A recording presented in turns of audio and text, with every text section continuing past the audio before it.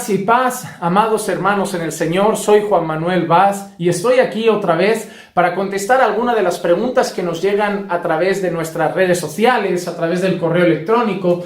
Y en este día quiero responder a una pregunta que me han hecho bastantes veces. Creo que hay bastante confusión y creo que el problema es por una mala interpretación de algún texto bíblico. La pregunta que me han hecho es la siguiente: ¿es hablar en lenguas la marca de tener al Espíritu Santo? Es decir, ¿es el hablar en lenguas la evidencia de que tenemos al Espíritu Santo? ¿Por qué digo eso? Porque me escribió una persona súper preocupada porque no hablaba en lenguas y en su iglesia enseñan que la marca de tener al Espíritu Santo es hablar en lenguas. Claro, esa persona relaciona algo.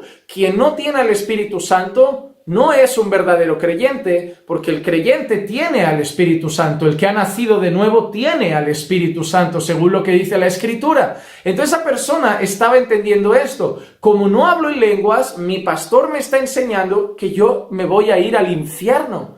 Ama al Señor, ama a Cristo, ama su palabra, es una persona de oración, una persona que está creciendo en santidad, pero por no hablar en lenguas, en su iglesia le quieren decir que no es salvo. ¡Wow! Eso es súper peligroso y quiero que veamos algunas referencias bíblicas para entender mejor este asunto. Creo que todo esto viene de algunos textos como este. Por ejemplo, Hechos capítulo 2, versículo 4 dice así: todos fueron llenos del Espíritu Santo y comenzaron a hablar en otras lenguas según el Espíritu les daba habilidad para expresarse. Vamos a leer otro texto, Hechos capítulo 19, versículo 6. Y cuando Pablo les impuso las manos, vino sobre ellos el Espíritu Santo y hablaban en lenguas y profetizaban. Entonces, si no me equivoco, son tres textos en el Nuevo Testamento, concretamente en el libro de Hechos, que vemos de una manera unida el recibir al Espíritu Santo con hablar en lenguas. 3 textos en toda la Biblia, 3 textos de momentos específicos en el Nuevo Testamento donde esas cosas vienen juntas, donde vemos que alguien recibe al Espíritu Santo y al mismo tiempo habla en lenguas. En el texto que hemos leído, además, hay una cosa curiosa, que es la imposición de manos del apóstol Pablo. Alguna iglesia entonces dice que el Espíritu Santo se recibe a través de la imposición de manos de algún pastor o alguna persona o líder religioso. Pero hay otra cosa en ese texto. Ese texto no habla solo de las lenguas. En ese texto donde hay imposición de manos, también vemos que profetizaban. Entonces, que en ese texto hubo una imposición de manos significa que ahora todas las veces el Espíritu Santo llega a los creyentes a través de imposición de manos. No, fue en ese caso, pero no vemos que sea una regla en todo el Nuevo Testamento. Vemos también que porque en ese caso profetizaron después de recibir al Espíritu Santo, que todos aquellos que han recibido al Espíritu Santo profetizan al momento de recibirlo. No, porque eso fue un suceso puntual, pero no fue la regla de todo el Nuevo Testamento. Otra pregunta: hay personas que se vuelven creyentes en el Nuevo Testamento, o vemos casos de creyentes que han creído el Evangelio verdaderamente en el Nuevo Testamento y no vemos la referencia de que viniera sobre ellos las lenguas o cosas. Sí, muchas veces leemos que creyeron y fueron bautizados, pero no se dice que hablaran en lenguas, no se dice que profetizaran y no se dice que tuvieran una experiencia visible, exterior y quizá no sé cómo llamarla, mística o sobrenatural. No siempre. Hay reglas en la Escritura y hay cosas que son sucesos puntuales de las que no podemos sacar doctrinas, y ese es el problema. Que algunas iglesias han tomado esas referencias puntuales, hechos puntuales, para sacar doctrinas. Yo les doy un ejemplo. Que el Señor hablara con Moisés a través de una zarza ardiente significa que hoy el Señor habla con nosotros a través de una zarza ardiente. No. Y yo te pregunto, ¿por qué no? Si con Moisés habló en una zarza ardiente, ¿por qué con nosotros no es igual? Porque hay iglesias que podrían decir, si Dios habla contigo, lo hará a través de una zarza, porque con Moisés dice la Biblia que habló a través de una zarza. No, porque entendemos que fue un suceso particular, Por ejemplo, ¿cuántos de ustedes, creyentes del Señor, han andado sobre las aguas? ¿Cuántos? ¿Cuántos habéis andado sobre las aguas? Pero podríamos decir, como Pedro andó porque tuvo fe, todos nosotros que tenemos fe o el que tiene realmente fe anda sobre las aguas. ¿Ves y anda? Te lo digo yo, ves y anda. ¿Y tú le dirás a una persona que se hunda que es que no tiene fe? Claro que no. Fue un suceso personal que vivió Pedro, pero no una regla doctrinal para todos los creyentes que aquel que tiene fe camina sobre las aguas.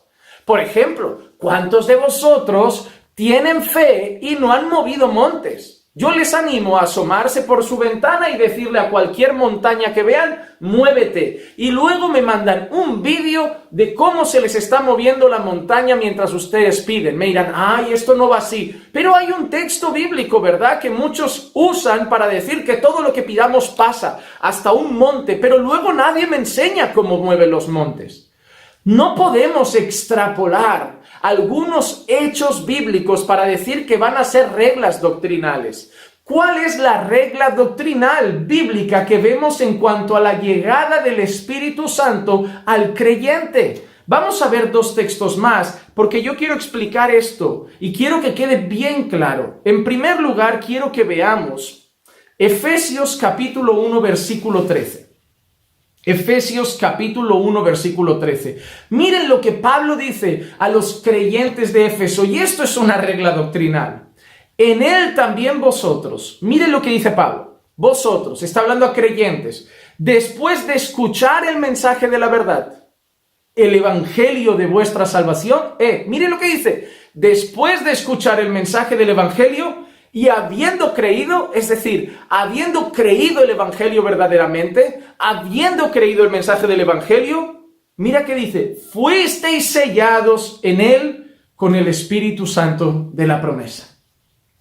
¿Cuándo viene el Espíritu Santo a la vida del creyente? En el momento que nace de nuevo, en el momento que nosotros nos arrepentimos de nuestros pecados y hemos creído en la obra gloriosa de Jesucristo, en el momento que creemos el Evangelio y experimentamos lo que la Biblia llama el nuevo nacimiento, somos sellados. Es en ese mismo instante que somos sellados con el Espíritu Santo de la promesa.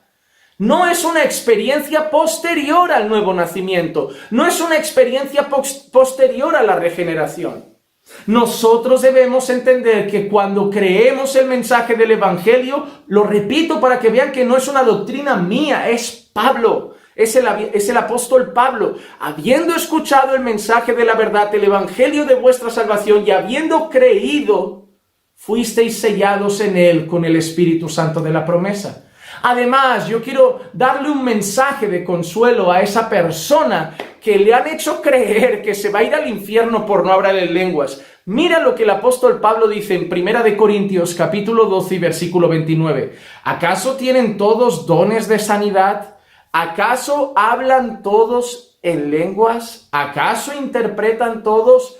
Y lo que está diciendo Pablo es, no todos hablan en lenguas, no todos interpretan, no todos tienen las mismas cosas dadas por el Espíritu Santo. ¿Por qué? Porque en el libro de Corintios nosotros leemos que el Espíritu Santo da a cada uno los dones conforme Él quiera.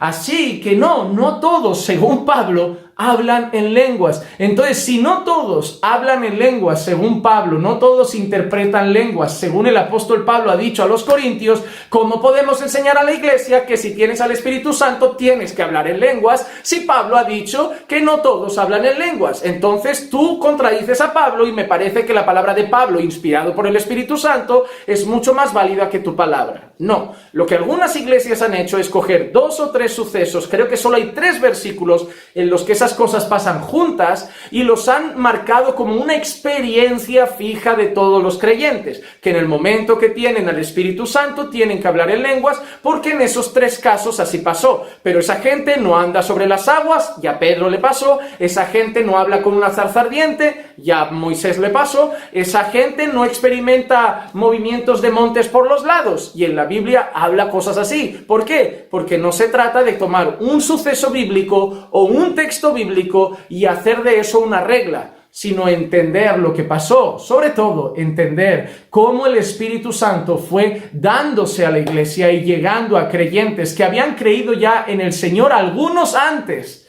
de que el Espíritu Santo fuera derramado, y por eso pasaron algunas cosas diferentes. Pero si no entendemos eso, vamos a sacar doctrinas equivocadas. La pregunta que yo hago ahora, ¿todos deben hablar en lenguas para mostrar que tienen al Espíritu Santo? No. Además, te voy a decir una cosa, estoy cansado de ver a gente en muchos lugares que raman vaya hablando cosas y luego la lengua les llega hasta el tobillo, chismosos y criticones. A mí me cuesta creer que puedas ser lleno del Espíritu Santo un rato ahí y luego parece que lleno de demonios chismosos y de otras cosas fuera. ¿Saben cuál es para mí, bíblicamente, la mayor evidencia de estar lleno del Espíritu Santo? Bíblicamente, los frutos de una vida transformada. Ser lleno del Espíritu Santo no significa que vamos a ir levitando por el suelo, significa que nuestra vida está gobernada por el Espíritu Santo, y eso se va a evidenciar en el fruto del Espíritu Santo: amor, gozo, paz, paciencia, bondad, benignidad, mansedumbre, dominio propio, todas esas cosas, un carácter formado a la imagen de Cristo. Así que, si tú estás creciendo en santidad, amas a Dios sobre todas las cosas, aborreces el pecado, tienes tu relación personal con Dios, llevas viviendo tu buena vida de oración, eres un fiel creyente en el Evangelio y estás creciendo en santidad a la imagen de Cristo, tú no te preocupes por hablar en lenguas, porque eso no es la evidencia. Probablemente, si todo eso está pasando en tu vida, el Espíritu Santo está dentro de ti y está obrando. Y el que empezó la buena obra la va a ir perfeccionando hasta el final. Así que tú tranquilo, el fruto vale más que algunas experiencias. Porque algunos dirán: no profetizamos en tu nombre, no echamos fuera demonios en tu nombre, no hicimos milagros en tu nombre. Y el Señor les dirá: apartaos de mí, nunca os conocí, los que practicáis la iniquidad. Pensando bíblicamente, junto al pastor Juan Manuel Vaz.